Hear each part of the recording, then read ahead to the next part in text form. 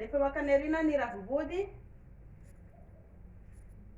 le mbola tsy zatra zao tsika tsy mety tsara le izy fa le mbola tsy zara fa tsy manino zany fa le fasy foana le makany arina somary atao makany arina tsara le izy de rehefa zadrazadra tsara afaka atao haingakaingana angely izy ny tanany zao mandeha makany aloha miazona andramose le makany aloha iny zana ny tany aloha tany fa le izy zao tsy mety raha vao ohatra ka hoe lay vatana be iny miatsiketsika iny aloha manao ohatra zao iny sa hoe anao sokosina anao iny fa ilay ravim-body ihany natao de mety na indray raha misy fahafinaretana amin'izay zavatra zay ny vatany rehefa miondrika le ohatra zao iny de le raviny fotsiny aletsika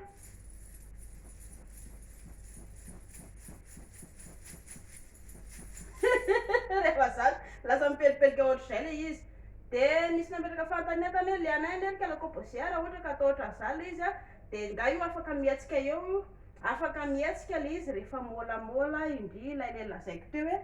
mila môlamôla indri afaka somary atao eto amin'ny lohalika ndrea tokoa ny tarana de somary mitingitingina kely ohatran'izao indri mety tsara ihany koa zahay de afaka mianao haingokaingana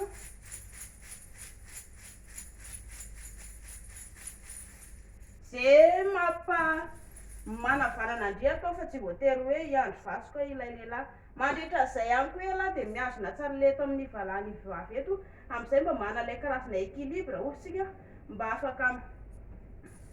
mifantoka tsara ny vehivavy manao an'le izy na ela mikitika ilay eto amin'ilay ronono na ela miazona valana na ihany koa ela manampy ilay vehivavy manetsiketsika manosakozana ny ravim-body na koa ela mikitika le eto amin'ny tapony eto de amin'izay afaka mietsiketsika tsara ny vehivavy zay hoe de alefaso amin'izay le izy